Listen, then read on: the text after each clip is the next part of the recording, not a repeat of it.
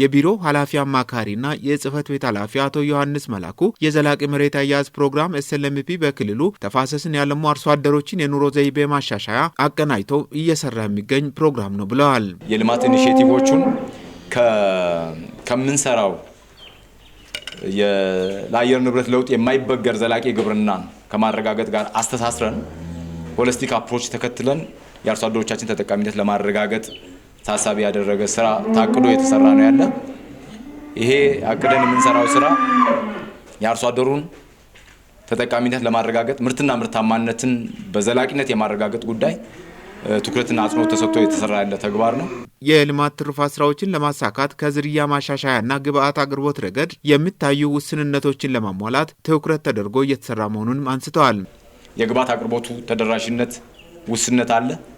የአዳቃይ ቴክኒሻኖች ቁጥርም አነስተኛ መሆን አለ። የግብአት አቅርቦቱም ውስንነት ስላለ ይሄን ውስንነት ሞልተን በለሙ ተፋሰሶች ውስጥ የተደራጁ አርሶ አደሮች በተሻሻለ ኮርማ ዝርያው በተሻሻለ ኮርማ እንስሳቶቻቸውን እያዳቀሉ የወተት መንደርን በተገቢው መንገድ ማሳለጥ ስራ እንሰራለን ማለት ነው።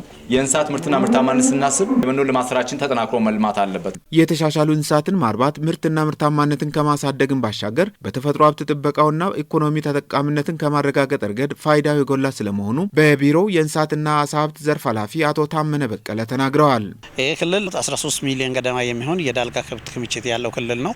ይሄ ሁሉ እንስሳት የምርትና ምርታማነትን ወስደን ካየን አነስተኛ ነው። የአካባቢያችን የእንስሳት አረባብ ዘዴ እንደምታውቀው ባህላዊ እንደመሆኑ መጠን በሊቅ ግጦሽ የሚተዳደር ነው። አብዛኛው ከእንስሳት መብዛቱ የተነሳ አስሮ ለመቀለብ አጭዶ ለመመገብ ከአቅም በላይ ስለሚሆን ልቅ ነው የሚያደርገው። ይሄ ልቅ መሆን ደግሞ የተፋሰስ ልማቶችን ላይ ያለማናቸው ተፋሰሶች ላይ ጥቃት የሚያደርስ ነው ማለት ነው። ስለዚህ አንዲት የተሻሻለች ላም አገኘን ማለት አንዷን ቤት ውስጥ አስረን አጭደን መግበን ስለምናረግ ተፈጥሮ ሀብታችን ላይ የሚደርሰውን ጉዳት እንቀንሳለን ማለት ነው። ከዚህ ጋር ተያይዞ ደግሞ ሚተን ጋዝም እንቀንሳለን።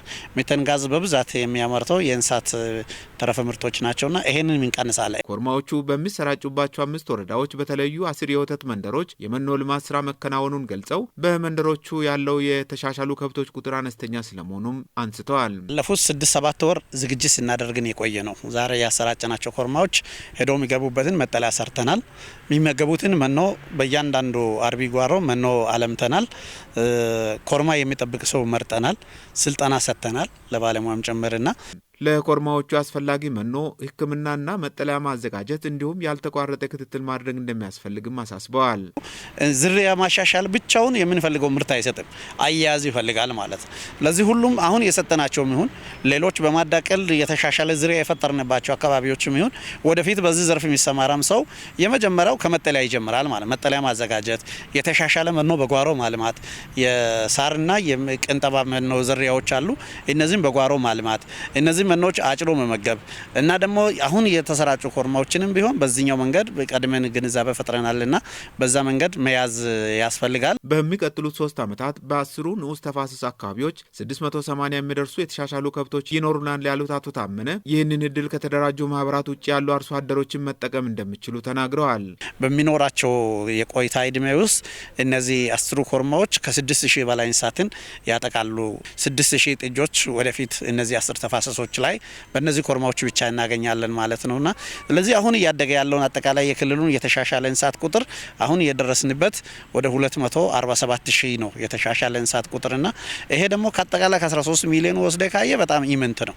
ስለዚህ አሁንም ማሻሻል ይፈልጋል። የኮርማዎቹ የዝርያ ደም መጠን ከ75 እስከ 87% የተሻሻለ መሆኑን የተናገሩት የቦንጋ ዩኒቨርሲቲ የእንስሳት ዘርፍ ዳይሬክተር ዶክተር ፍስሐ መንግስቴ ናቸው።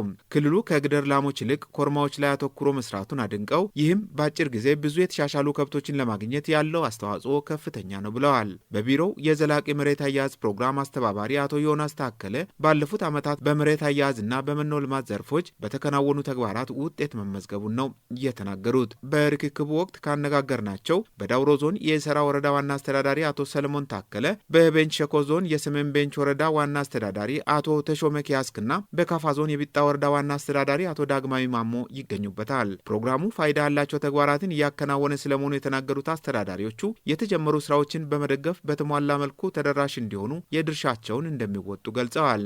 እያንዳንዳቸው 150 ሺህ ብር ዋጋ የሚያወጡ 10 የተሻሻለ ዝርያ ያላቸውን ኮርማዎች በተመጣጣኝ ዋጋ ላቀረበላቸው የቦንጋ ዩኒቨርሲቲ ያላቸውን ምስጋና አቅርበዋል።